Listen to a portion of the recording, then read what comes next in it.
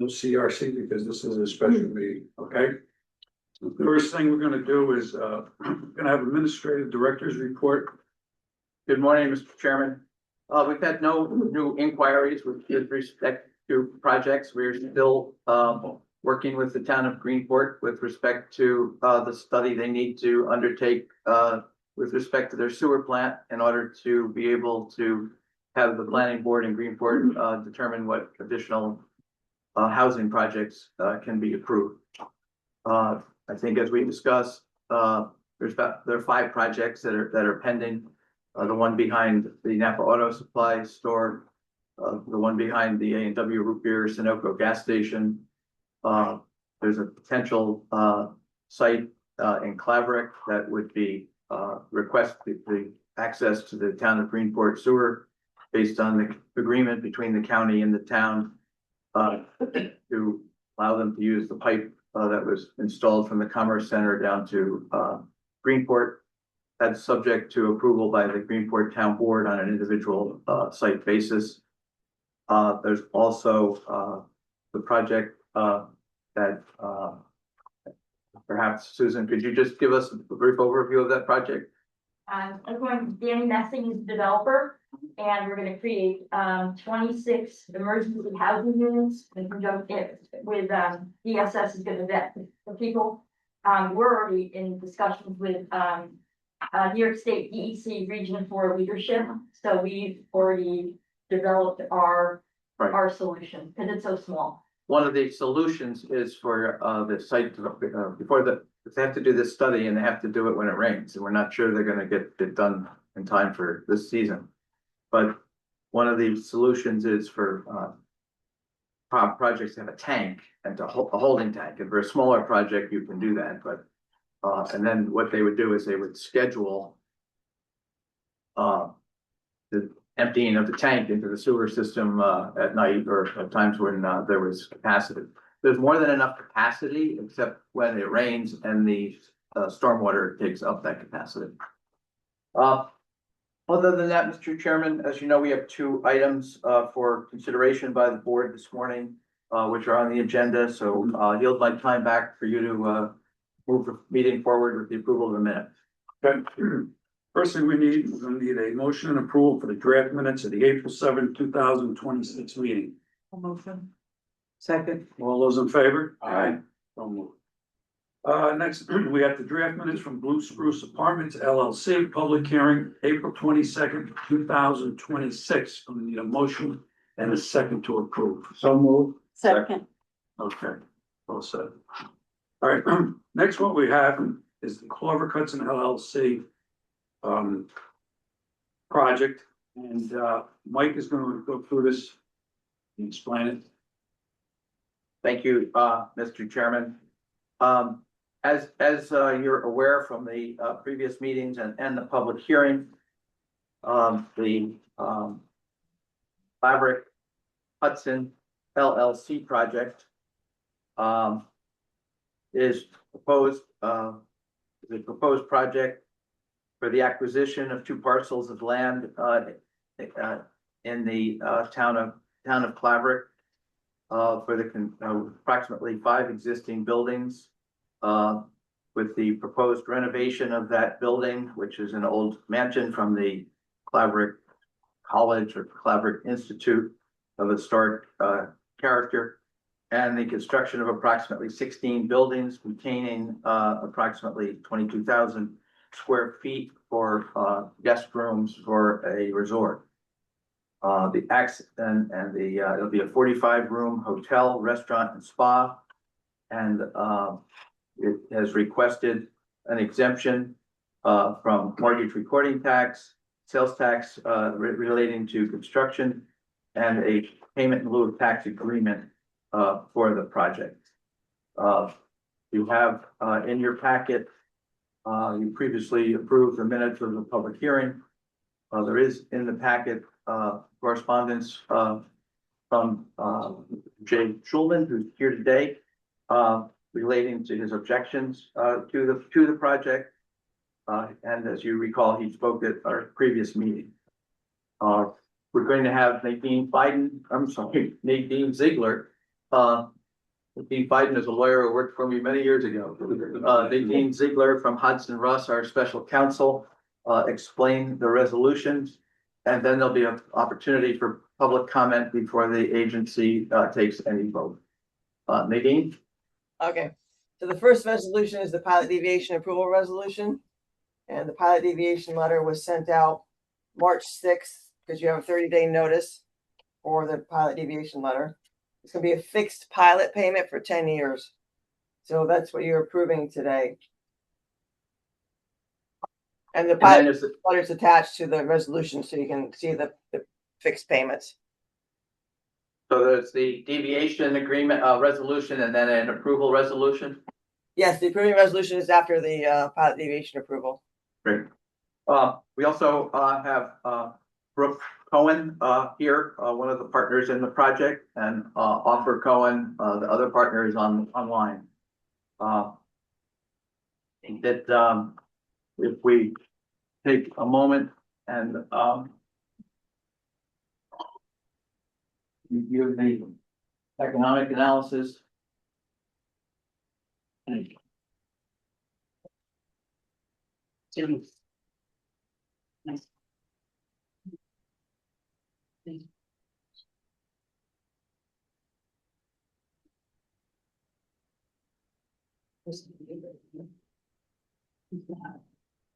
you can see on page one, we've done our normal analysis where we look at what the estimated tax revenue would be from the project if no project was built and it remained a vacant property as it's been for at least 20 years of is what I know, and maybe longer. Yeah. And you can see it's currently assessed at $1.6 million. We have gone out 3 years so that we can escalate the current tax rate by 2% with a where we are estimating that if the project was online in 3 years, what the taxes would be on a present value basis over 10 years. The county, town, and school district would receive $268,000. With no project, we took $8.9 million assessed value. The town of Claverack, I believe, has a 70% equalization rate. And this is based on a review and analysis of a 10-year pro forma provided by the developer and reviewed by our consultant. And based on that, the taxes, if there was no pilot, would be $1,468,000. Our uniform tax exemption policy, which mirrors section 485B of the real property tax law, would provide a 50% exemption in the first year down to a 95% exemption in the last year. That would result in a present value of $1 million. We are looking, the deviation that's being requested and for your consideration today is the model that was used for the 620 Union Street Hotel, the Pocketbook Factory Hotel, and the Hudson Mansion Hotel projects by the Hudson IDA. And it's a slight deviation. It's a 50-50 exemption for the first 2 years, then 60-60, then 77-70, 80-80, and 90-90. And that model got developed on the basis that it takes a year or two for a hotel project to stabilize their revenue and their income. As you can see, using that model, it provides about a $40,000 additional benefit over the 10-year period. And you know, as you can see, it's incremental as it goes up. If you look at that model at the top, based on the total, you can see the difference between the $1,468,000 if there was no pilot, and the $1,039,000 if there is a pilot, using the model from the Hudson IDA. There's a $428,000 real property tax exemption. Based on the mortgage that was included in the application, there'd be a mortgage tax exemption of $268,000. And based on the construction costs that are eligible for sales tax exemption, it would be $1,560,000. That's an total exemption request, as you can see, of $2.257 million, and on a $31,600,000 project, it's approximately 7%. Moving to the next page, to look at the cost benefit analysis, and I'm sorry the print gets a little small, but if you look at the top, you can see we carry over the three individual exemptions. It's a 10-year analysis. We're using a net present value of 2%. And the if you look down at the sales tax exemption, and you look over to the Claverack Hudson on a column, it's $19.5 million in construction materials eligible for sales tax. At 8%, that's $1,560,000. The state would get $780,000 of that if you move to the right on that top line. The region gets $780,000, the other half of the sales tax. Now the county takes the county gets 70% of the $780,000, so they get $546,000, and the county takes that 30% that they receive, but less than they get 70 to keep. The 30% that they take, they distribute to the 18 towns, villages, and city of Hudson on a formula, and the town of Claverack's share of that sales tax is $23,400. So the county it's by percentage of population. So the city of Hudson gets 6% of 30%. Claverack gets 15% of the 30%, and the line. So they'd be giving up $23,000 in sales tax. On the mortgage recording tax, it's $268,000. Based on the $21,500,000 mortgage. The state gets 25% of that, which is $53,000.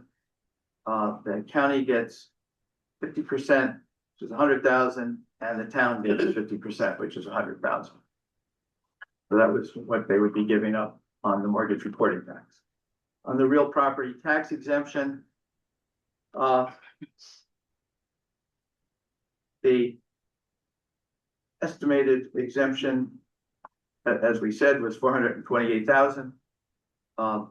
26% of the tax goes to the county, 3% goes to the town, and 71% goes to the school district. So in essence, when you take that all together, the state is giving up $833,000 of the total exemption. County is giving $764,000. The town is giving $143,000 over 10 years, and the school district is giving up $305,000. So what are they getting back? County is getting a one-time IDA administrative fee that comes to this agency, which is an entity of county government, of $316,000. Property tax revenue under the pilot, as you saw, it totals $1,039,000 on the other page. The county gets $269,000, the town gets $29,000, and the school district gets $740,000. We did not put in an estimate of direct payroll benefits because you really don't know once the project is operational how many people will actually live in Columbia County, how many will live in the town or the particular school district. A lot of people doing this analysis on the consulting basis include that. I think it pumps it up where you really can't accurately define which bucket it goes in, so I leave it out. Interest, indirect, so the next item is the indirect spending on sales tax. And that's using a formula that's provided through the new independent economic development organization as to what the sales tax would be based on 50% occupancy of a hotel at 8%, where people would spend in the community. Again, it's $1,468,000. The county would get 514, the town would get 22. Then the occupancy tax. The county has a 5% occupancy tax. Again, using the occupancy tax, the county would get 917 and the town would get 39,000. And then you have the lodging, I'm sorry, the occupancy tax is the sales tax on the revenue from the restaurant and from the hotel sales at 8%. The occupancy tax is the 5% tax that the county will collect, and that money gets split between the county and the town. So when you look at the total fiscal benefits, and you look at what's been given up, the net is such that it's a 3.99% benefit to the county over the 10 years. It's 1.5 times what the town would have gotten had they not given these exemptions. And the school district gets $740,000 instead of $305,000.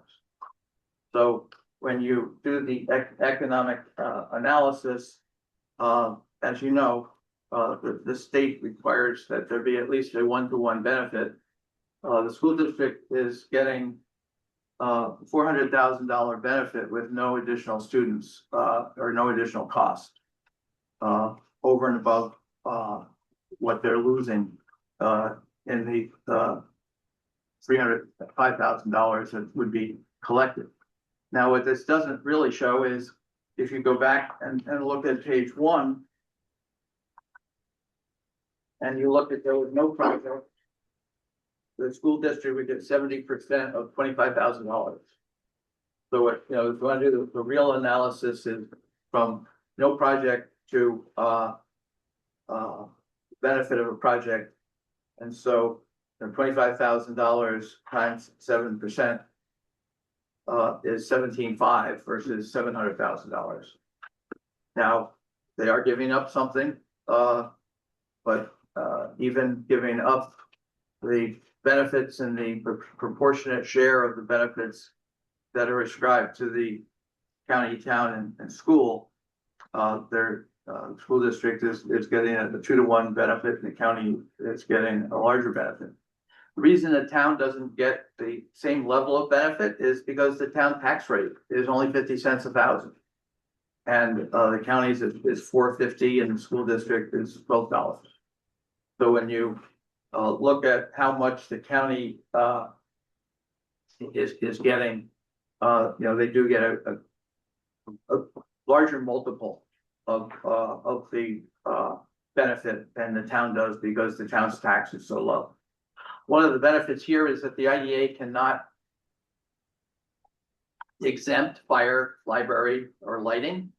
And so, what we don't have in here is the fact that there are, over the life of the project, the town will benefit from that because they will be getting the tax on those 3 special districts at the full $6.9 million assessment escalated. So the analysis does show that the project certainly generates significant more revenue to the taxing jurisdictions over and above what's being paid now, and significant benefit over and above what would be paid if there was the full benefit, even though they're getting the tax exemption. And as you can see, the tax exemption, over half of it is absorbed by the state. Are there any questions on the economic analysis? And have Claverack and the county weighed in on this because Yes, the Claverack Planning Board has approved the project, and as you know, we wait as an agency for the local planning board to make their determination before we would vote on a project. And I have met with the town supervisor to go over these numbers, and I met with Supervisor Knott and Chairman Morrell. the county planning board has not met, right? The county planning board, I don't believe has authority here because it's on a state highway. And really, the only issue that the county planning board has would be sewer or if it was the county road. So,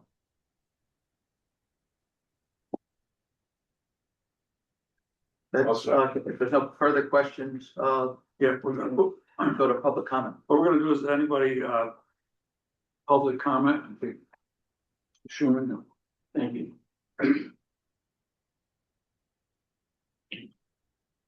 Dear Mr. and Mrs. Stafford Cohen. Although it's been 2.5 years since you purchased 20 Route 9H, we still have not met. Allow me to introduce myself. My name is Jay Schulman, and I'm your neighbor to the north of 30 Route 9H, where I've lived for the past 18 years, although I first came to Claverack in 1985.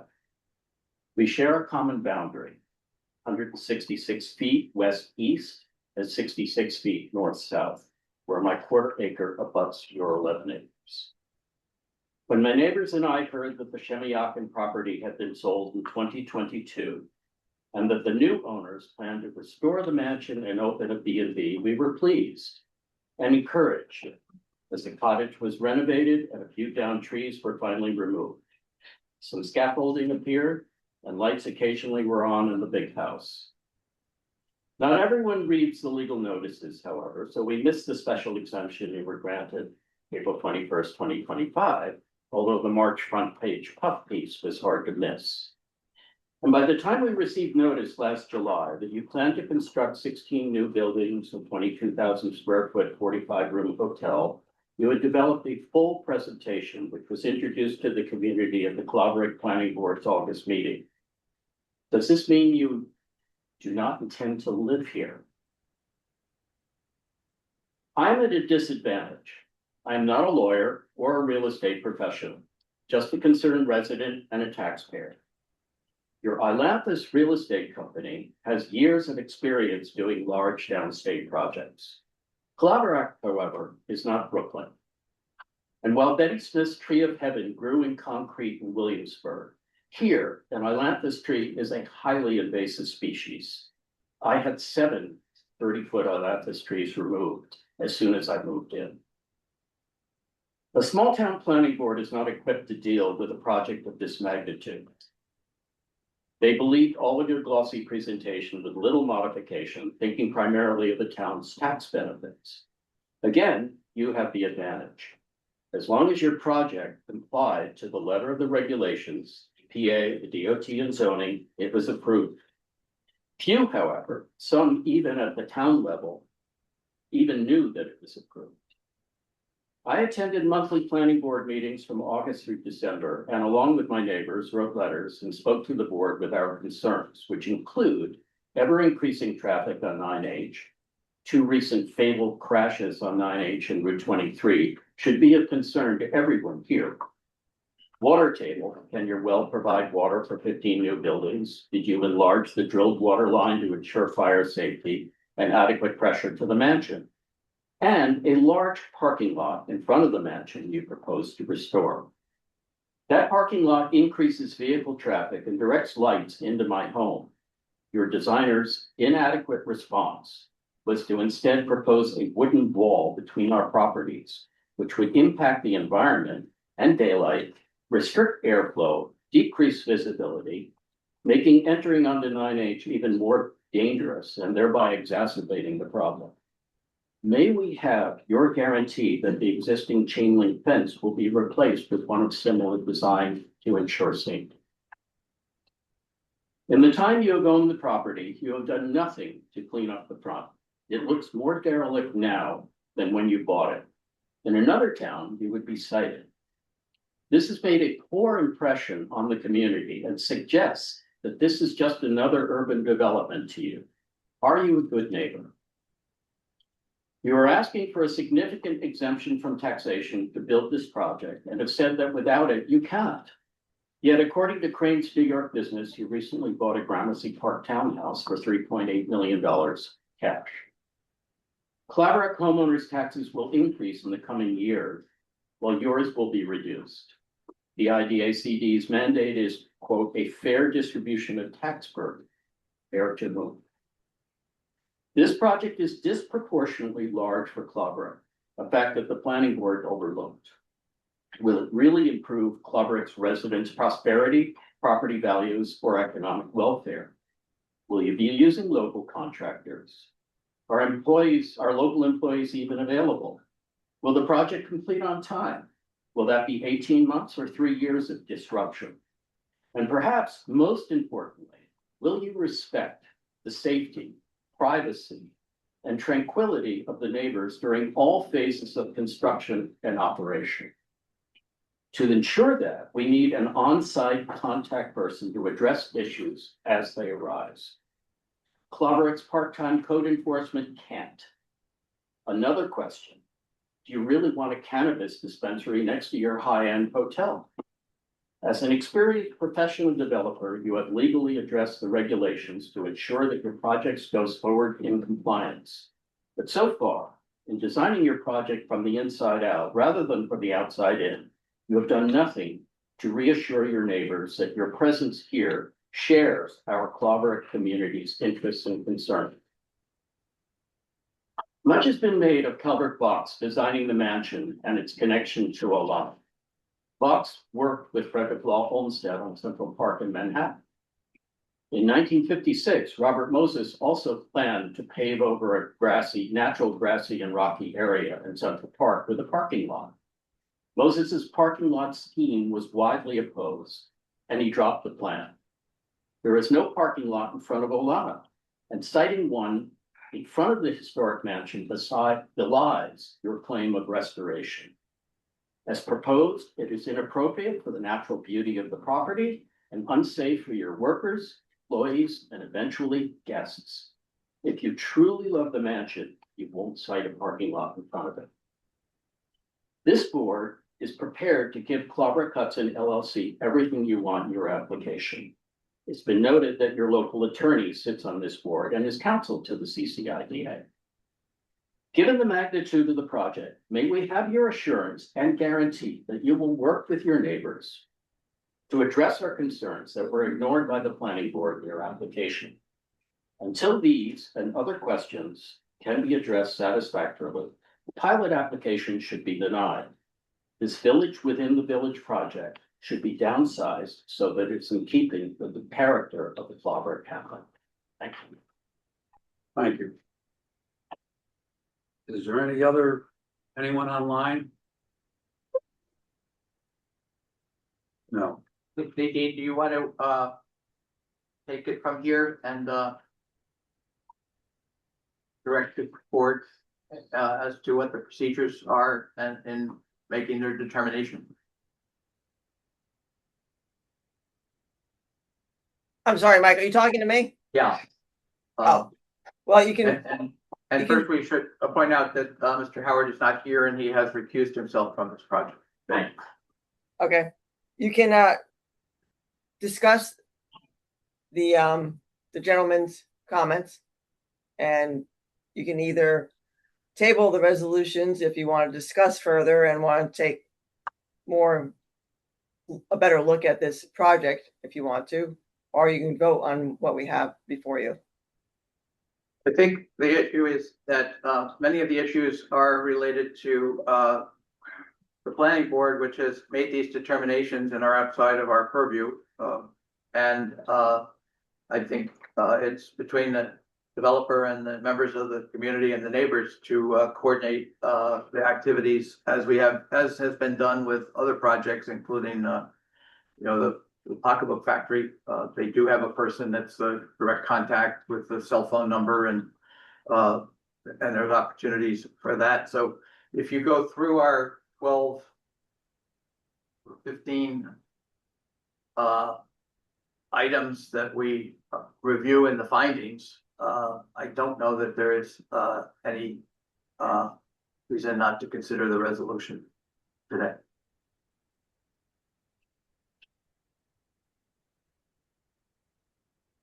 So in that case, the first resolution is the Pilot deviation approval.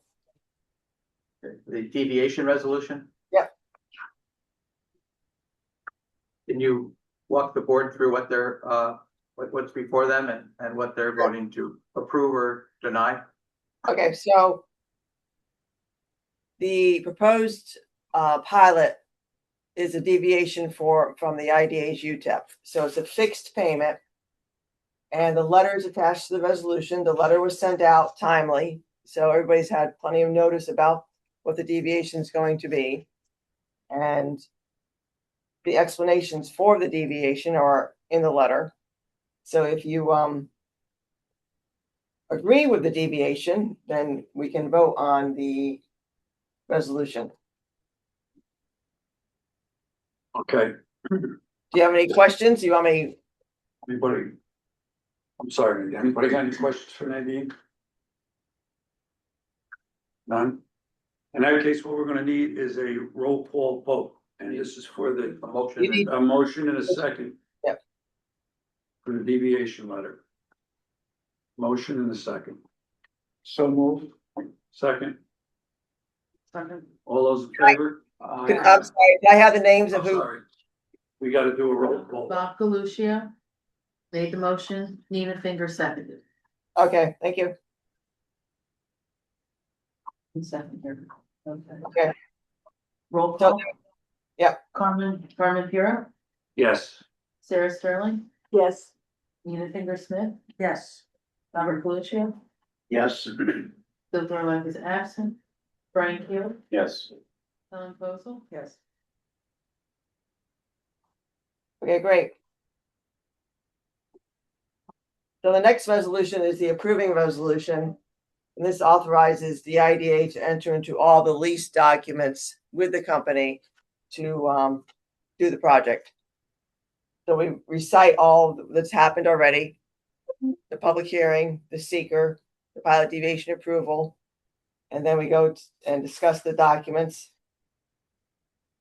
And we recite basically what Mike has gone over already. And this resolution authorizes the IDA to enter into the documents. yeah, I would like to hear from Mrs. Cohen a bit on just a explanation, because I think there were very thoughtful comments from Jake. And it would just be nice to hear your plans for Well, the neighbors. I don't know, I think that's saying that's supposed to go, most of that with the planning board.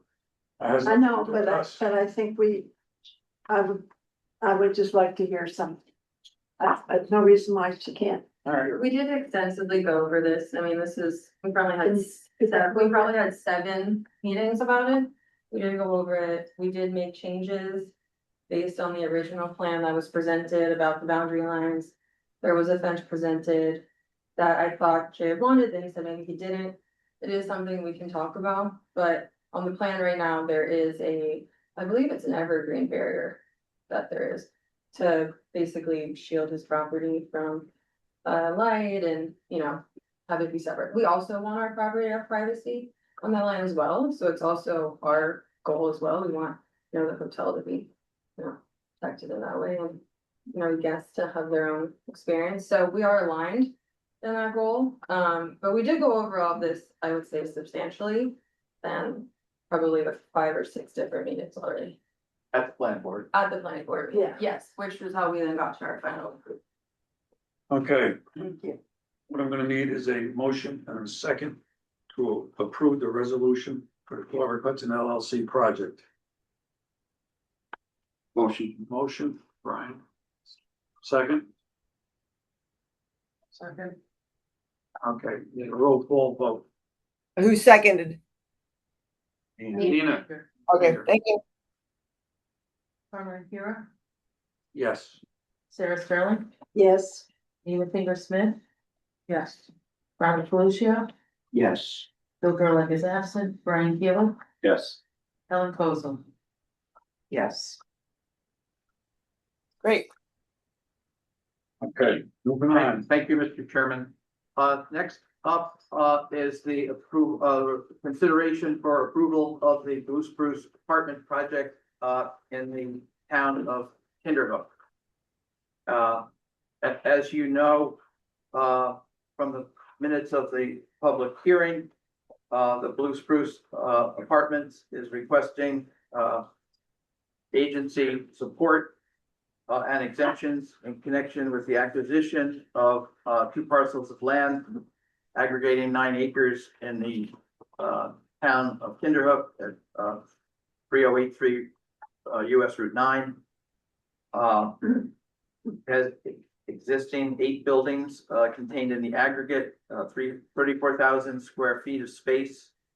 And their purpose is to renovate the facility and to acquire and install the necessary equipment and fixtures to convert the existing 52 unit motel into a 52 units of housing. And again, they're requesting from the agency exemptions from mortgage recording tax, sales tax, and a pilot agreement. Brian Green, a principal with the company, is here this morning. He was also at the public hearing. You'll be asked to consider 3 resolutions. A deviation resolution similar to what was considered with the previous project. A resolution making commercial findings relating to the Blue Spruce apartment. And in connection with that, there was a report in your packet outlining the basis on which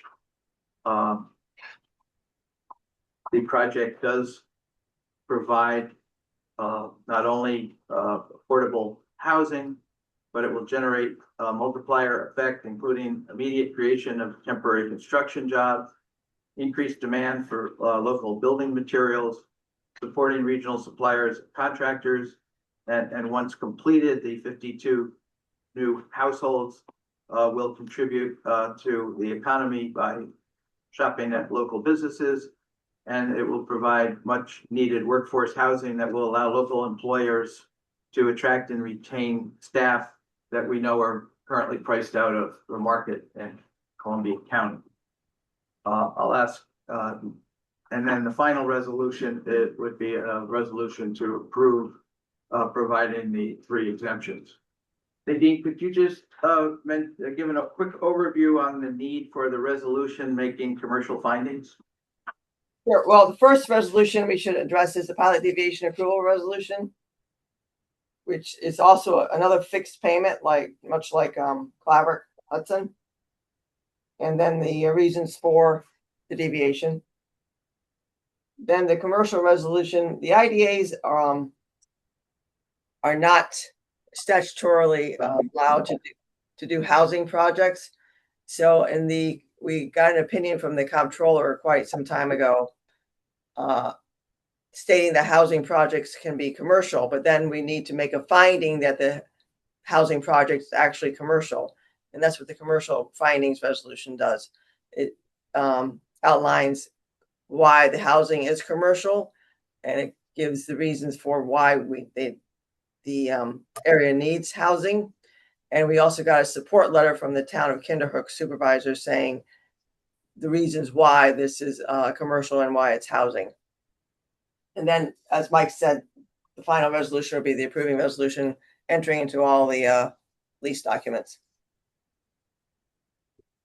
And I think you know that the Board of Supervisors has requested 4 years ago that Columbia Economic Development take the lead with respect to their housing initiative. Affordable Housing Initiative. As part of that, the county funded CEDC with significant funding to create a affordable housing coordinator position, which Chris Brown filled. He's done a phenomenal job. He's recognized by Habitat for Humanity over the weekend for the work he's done here. He's now working with Pattern for Progress. We are going to fill that position, but my thought was that it would be best for my successor to fill it rather than me to pick someone that might not fit with our new leadership. And so we've retained Chris on a consulting basis for 25 to 30 hours a month to ensure that all the work that's been done at CDC to move the Board of Supervisors Housing Initiative forward is not lost. This is really critical. These units are going to be at a price point, even at market rate, that are affordable. And because most of, if not all of the work is interior, I don't believe you had to go to the planning board. Is that correct? We did have to get a change of use, Change of use. hospitality to, So you have had approval at the town level. Yep. And both the town supervisor and the mayor of Malaysia, although the project is not in the village, attended the public hearing.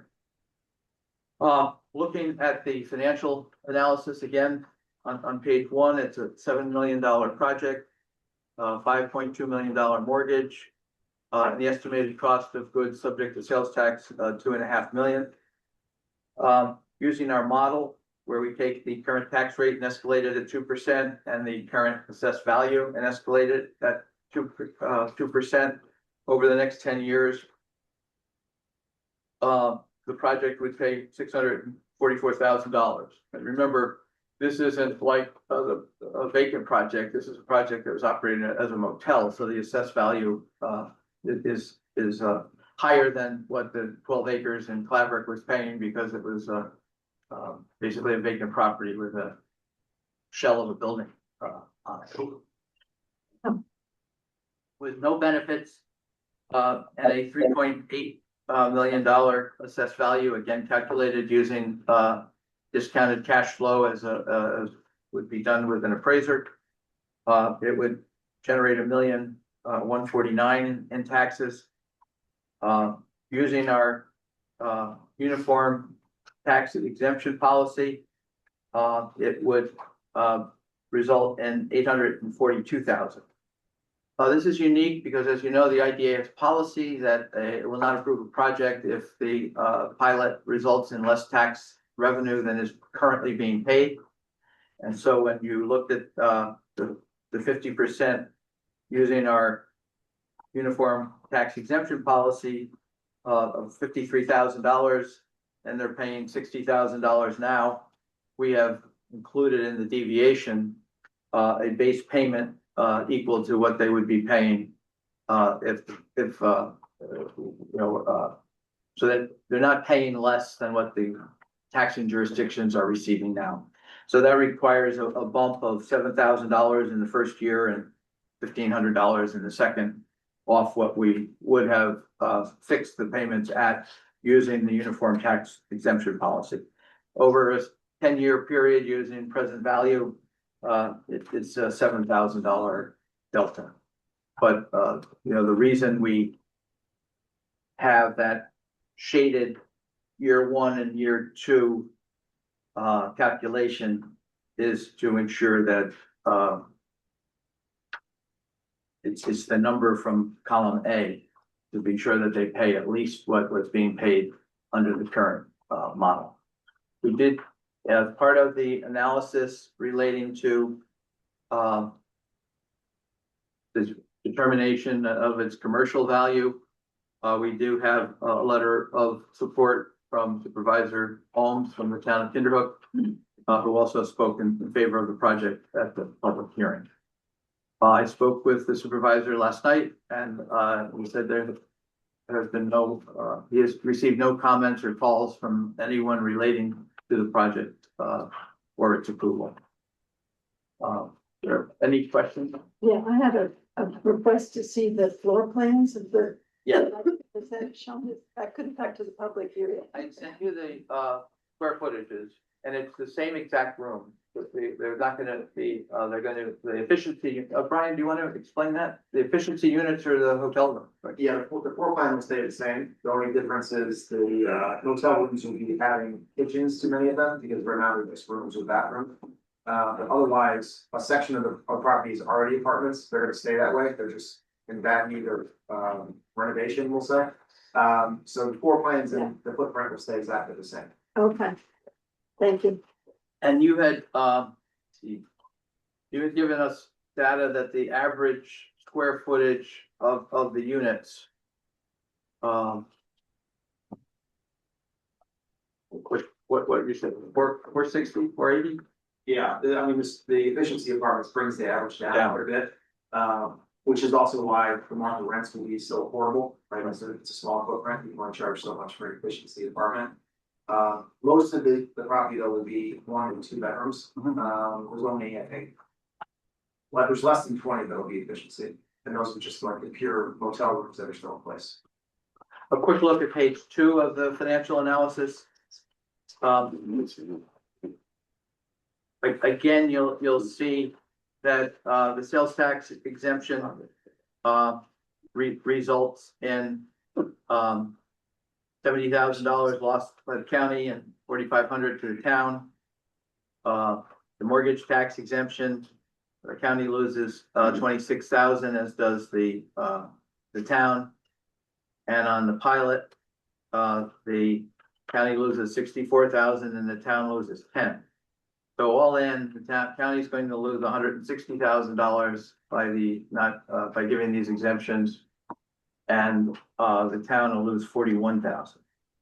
On the flip side, if you go down to the fiscal only benefits, county through the IDA will receive a $70,000 fee.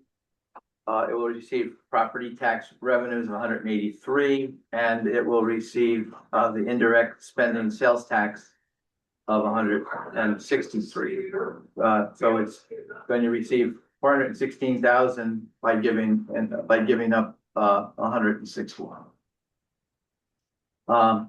On the town side, they're giving up $41,000. They're going to be getting $64,000. They will get property tax revenue of $31,000. They will get special district tax increase based on the full assessment of $25,000. And they'll get $7,000 of the indirect spending.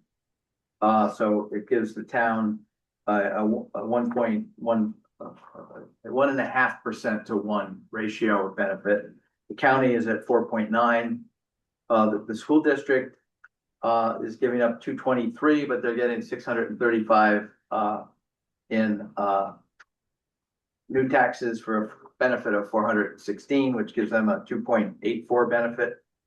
I think the interest to point out there is because of the size of the units, one of the questions from the school district was how many students would they possibly get from this project, and certainly not in the efficiencies. And yeah, it's hard to tell. I mean, normally, some of the bunks are 2 bedrooms, so we would allow up to 5 occupants in those.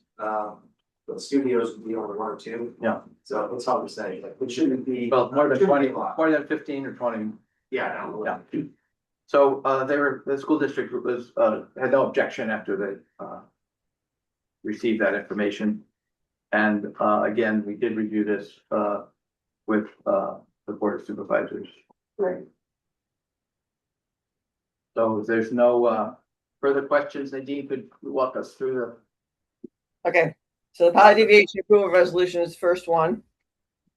Like I said, it's fixed payment. There's a deviation from the IDH UTEP. Any questions?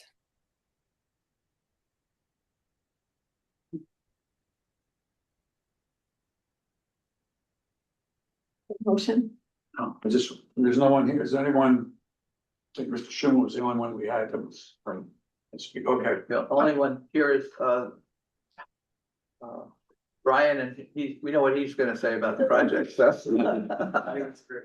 I said, okay, so what we're gonna need is a motion and a second for the pilot deviation resolution. So moved. Second, Well, whoops, roll call. I need names. Who motioned? Ellen made the motion and Sarah seconded. Thank you. You're welcome.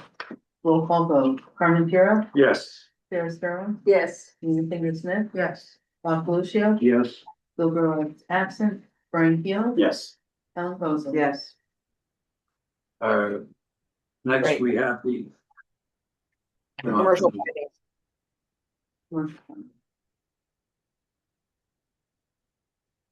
Any questions? This is the one that finds that the housing project is commercial with the support of the town supervisor and the housing report, which is attached to the resolution. We have to do that. Question? I'm sorry, go on. We do this quite often. We do a lot of housing deals in the city of Albany. So they have studies, extensive studies on housing and making sure that the housings are commercial projects. So Any questions? All right, we need a motion. Motion. Second. I'll do motion. Second. I need names again, please. Hold on, Brian Taylor Yep. made the motion, Nina Finger Smith seconded. Roll call. Thank you. Carmen Piero, Yes. Sarah Sparrow, Yes. Nina Finger Smith, Yes. Bob Lucio, Yes. Bill Burrow is absent, Brian Hill. Yes. Ellen Posey. Yes. Okay, Okay, moving on, we have the approving resolution.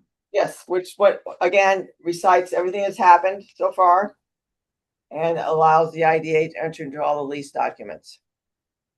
Okay, no questions on that? We need a motion and a second to approve the resolution. I'll motion. Nina, Nina Smith made the motion, Helen Kozel second. Thank Roll you. call vote. Carmen Piero, Yes. Sarah Sparrow, Yes. Nina Finger Smith, Yes. Bob Lucio, Yes. Bill Burrow is absent, Brian Taylor. Yes. Ellen Posey. Yes. Great. Right. And I'm sorry, just to let you all know, documents have already been distributed for this deal and they plan on closing May 21st, May 22nd. So they're really rushing to close this deal and get working, which is good news. that's very good. Thank Yeah. you, Nadine. You're welcome. You've seen our bank balance, huh? That's. Yes. At our next meeting, we may request some of that deferred payments. Would you get these? So there's no, I don't believe there's any other public comment. If not, need a motion a second, close the meeting. So move. Second. All those in favor? Aye. Okay, thank you. Thank you very much, and thank